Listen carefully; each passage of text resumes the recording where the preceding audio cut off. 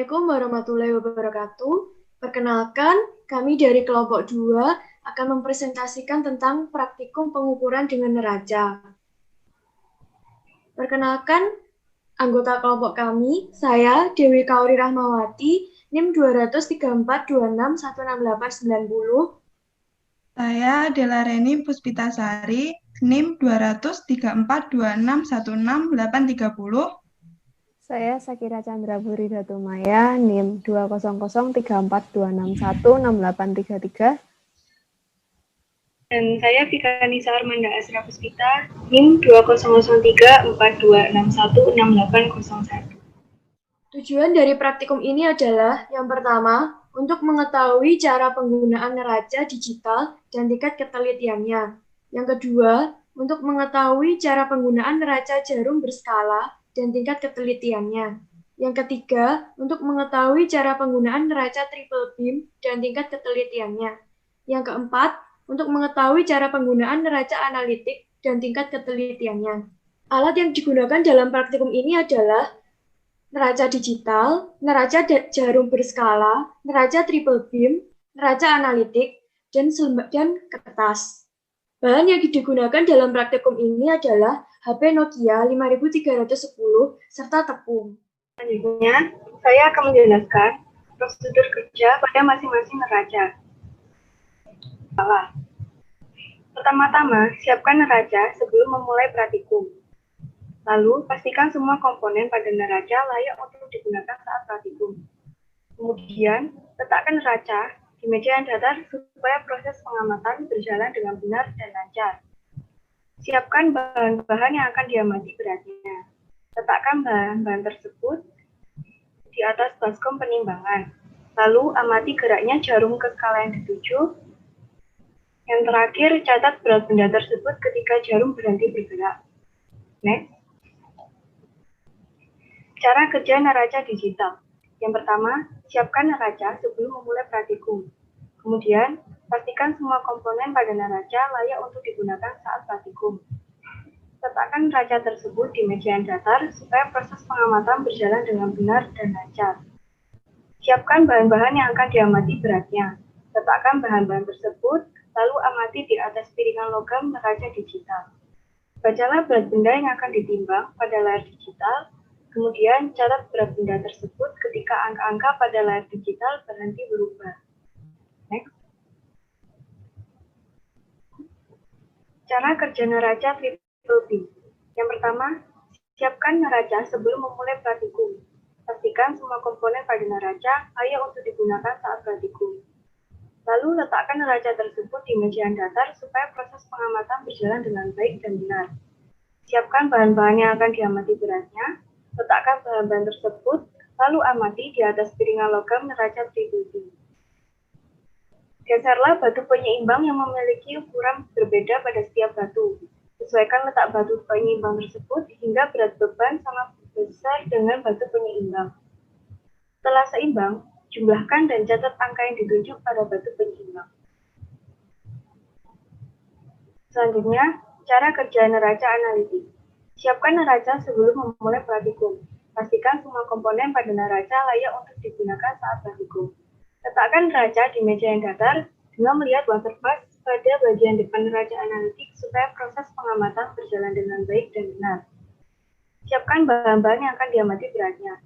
Pastikan layar digital menunjukkan angka 0. Bila tidak, tekan tombol V0 untuk mengenalkan layar digital. Dengan cara buka pintu pengaman neraca analitik, letakkan alas bahan yang akan ditimbang, yaitu kertas. Ketika berat alas sudah diketahui, tekan tombol V0 untuk mengenalkan layar digital. Kemudian, letakkan bahan-bahan yang akan diamati menggunakan pinset atau sendok di atas alas bahan. Letakkan bahan, yaitu tepung, sampai menunjukkan berat 1,25 gram. Tutuplah pintu neraca begitu selesai meletakkan bahan-bahan.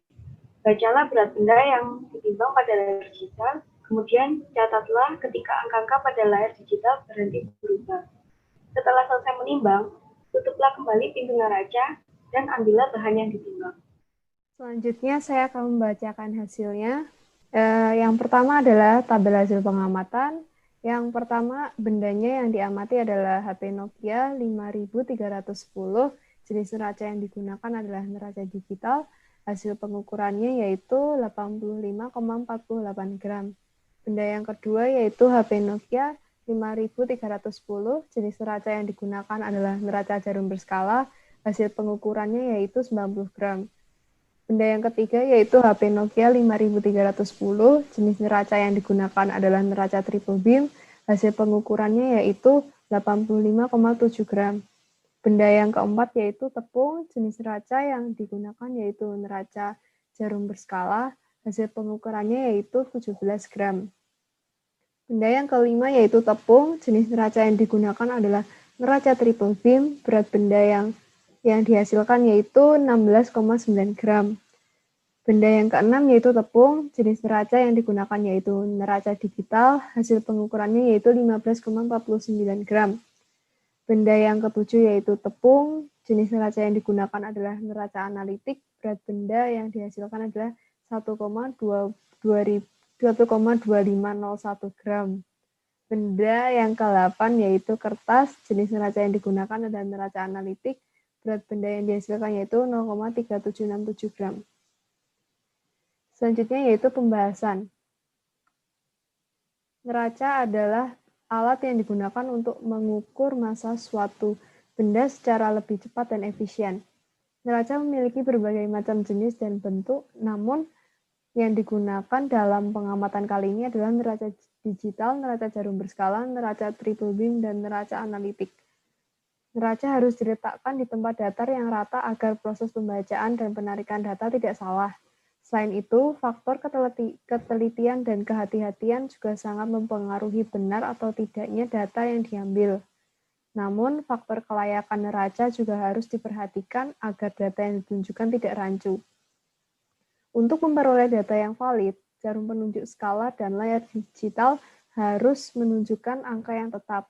Jangan mencatat data ketika jarum penunjuk dan angka pada layar digital masih berubah-ubah. Simpulan, neraca atau yang lebih dikenal dengan sebutan timbangan adalah alat yang digunakan untuk mengukur massa suatu benda secara lebih cepat dan efisien. Neraca memiliki berbagai macam jenis dan bentuk. Hal ini mengakibatkan masing-masing neraca memiliki tingkat ketelitian yang berbeda. Masing-masing neraca menunjukkan berat yang berbeda meskipun benda yang ditimbang sama.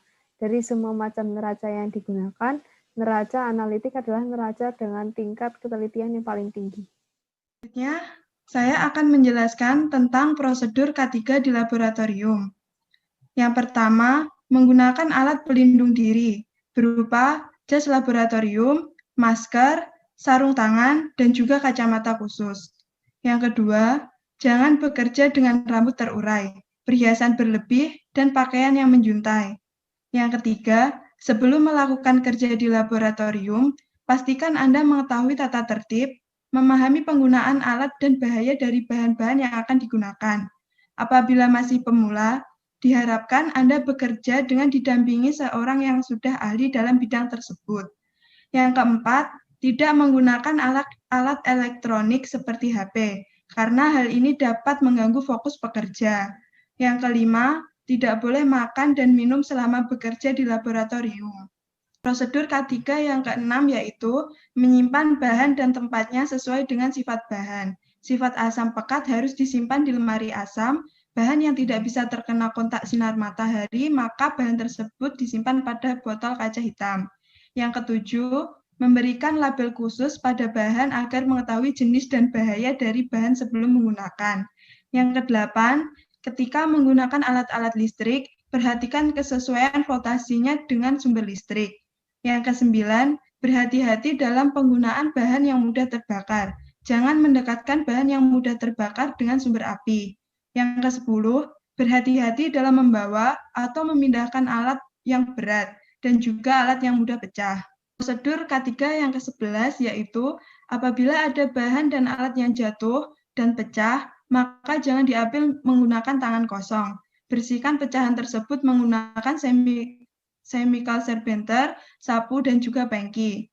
Yang ke-12, saat melakukan kerja, pastikan jarak bahan dengan pekerja kurang lebih 30 cm. Yang ke-13, apabila bahan kimia mengenai mata, maka cepatlah bilas pada air mengalir. Yang ke-14, saat setelah selesai bekerja dan akan meninggalkan ruangan, pastikan Anda sudah membersihkan semua alat yang telah dipakai, serta pastikan Anda sudah mematikan listrik, keran air, sumber api atau gas, dan kecuali alat-alat tertentu yang harus dihidupkan dan sudah mempunyai sistem pengaman. Yang terakhir yaitu jangan membuang limbah bekas yang mengandung bahan kimia ke wastafel. Pastikan limbah tersebut dibuang di tempat pembuangan yang semestinya. Sekian presentasi dari kelompok kami. Jika ada kurang lebihnya, kami mohon maaf. Wassalamualaikum warahmatullahi wabarakatuh. Jangan lupa like, comment, and subscribe.